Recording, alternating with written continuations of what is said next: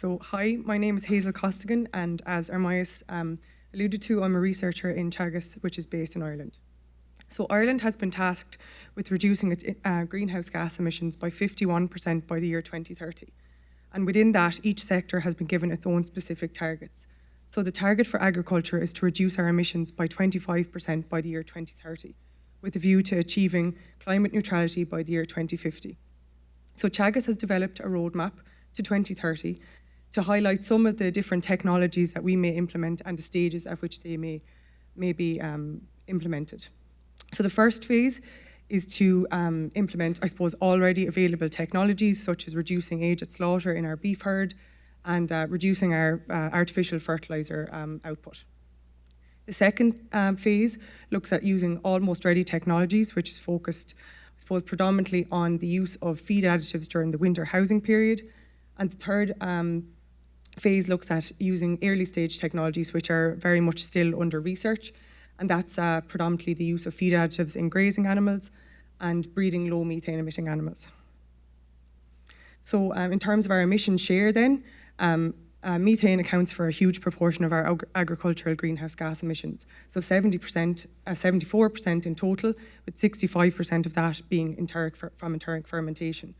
So as you can see, reducing our methane emissions, or our enteric methane emissions, will have a huge role to play in whether or not we can achieve the emissions reductions targets set out for us. So there are three key pillars to Teagasc's climate action strategy, the first of which is our new virtual climate centre, which coordinates climate action and research. And this centre focuses on furthering the development of these early stage and almost ready technologies that I previously spoke about. The second pillar is our new digital sustainability platform called AgNav, which calculates baseline emissions for different farms using their feed, fertiliser and milk production data. And I suppose this platform will give farmers a starting point in terms of their emissions. And the third pillar is the Signpost Advisory Programme, which is a cohort of 120 farmers based all around Ireland that will be flagships for climate action initiatives. And these farmers, with the help of AgNav, will track their emissions with a commitment to change by implementing a climate action plan.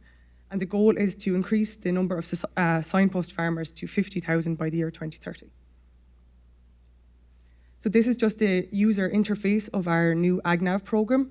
So the first step, which will collate all the farmers' feed, fertiliser and milk data so that a life cycle assessment can be carried out. Second phase then will be to analyse their data and to determine the different mitigation strategies and the impact that they can have on that farm-specific emissions. And the third phase then is to act, and that involves putting an action plan in place, and the farmers can then use the AgNav programme to track their emissions on an ongoing basis. So Teagasc have also developed this Marginal Abatement Cost Curve, or the MAC for short, which is a suite of measures that was created for policymakers and industry stakeholders in response to our national and sectoral targets. So this MAC ranks measures based on their cost per tonne of CO2 abated. And as you can see, it's a variety of bars of different shapes and sizes, with the width of the bars indicating the mitigation potential of the measure and the height of the bars indicating the cost of that measure. With all the bars that are below the x-axis, they're cost negative, so they would save the farmer money by implementing them. So because enteric methane is such a huge proportion of our agricultural greenhouse gas emissions, it's really important that we, I suppose, measure this correctly so that it can be successfully mitigated. So research at Teagasc has shown that our enteric methane is being overestimated by our industry or our national inventory models. And this is because these models don't account for the improvement in genetic potential of our herd in recent years, and it also doesn't account for the quality of the forage that our animals are consuming. So we liaise closely with policymakers by providing them with up-to-date peer-reviewed science so that they can refine these models so that they're more reflective of pasture-based animals.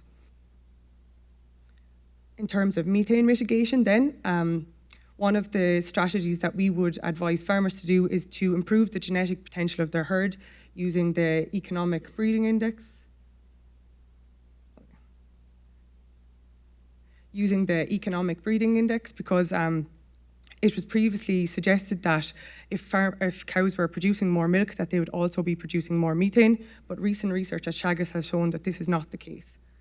We are also recommending our farmers to utilise good quality spring grass, which has a lower gross energy intake.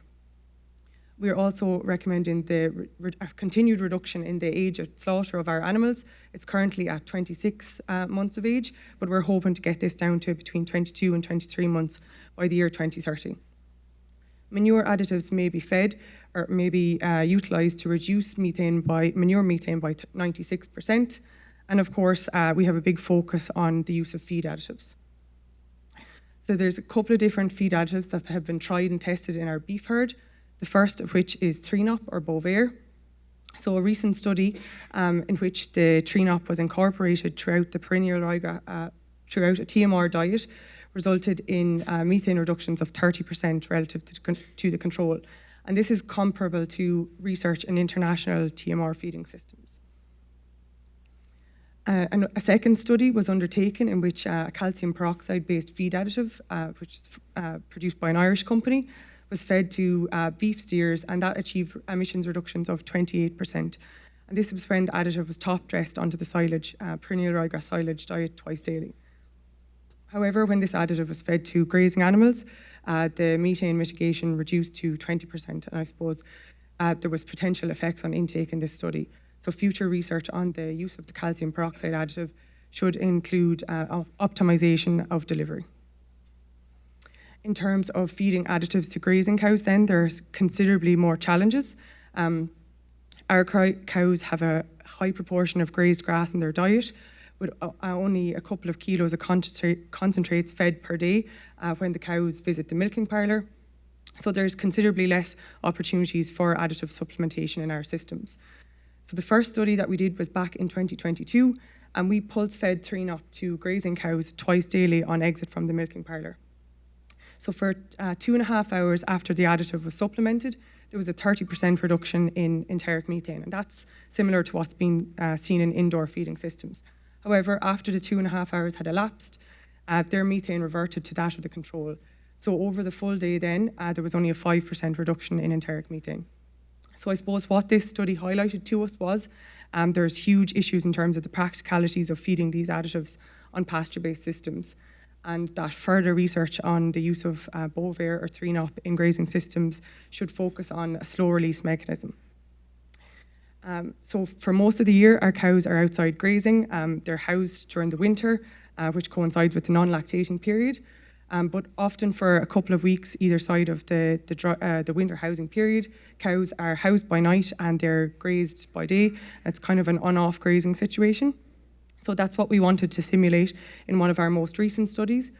So we had the cows out grazing together by day, and then by night they were housed and they were fed silage, some of which contained the Trinop. And in feeding the additive in this way, we had a 13% reduction in enteric methane. So I suppose this study showed to us that we can extend the time frame in which we can use these feed additives in pasture-based systems. So additives are much easier to feed in the non-lactating or the winter housing period. So the first study that we did in this space was to mix Trinop through a perennial ryegrass silage diet using a mixer wagon. And in doing this, we received a 22% reduction in enteric methane. However, we recognise that not all farmers would have access to mixer wagons. So we did a follow-up study in which we dusted Trinop onto the silage by hand twice daily. And in doing this, we saw an 11% reduction in methane. So I suppose these two studies correspond to these early or almost ready technologies that I previously mentioned in the MAC curve. So finally then, just to update on the uptake of mitigation measures at farm level. So first we needed to focus on the win-win technologies. So these technologies that reduce the emissions but also make the farmers money. So by reducing our fertiliser, by switching our fertiliser formulation from calcium ammonium nitrate-based fertilisers to urea-based fertilisers, and incorporating clover. Also for breeding for more productive animals, because these animals won't necessarily produce any more emissions. And our programs like the Signpost Advisory Programme will be key to, I suppose, encouraging the uptake of these measures. And aside from that, some of our meat and milk processors also have their own sustainability incentives where they provide a bonus to the farmers that supply them based on them implementing a range of different sustainability measures.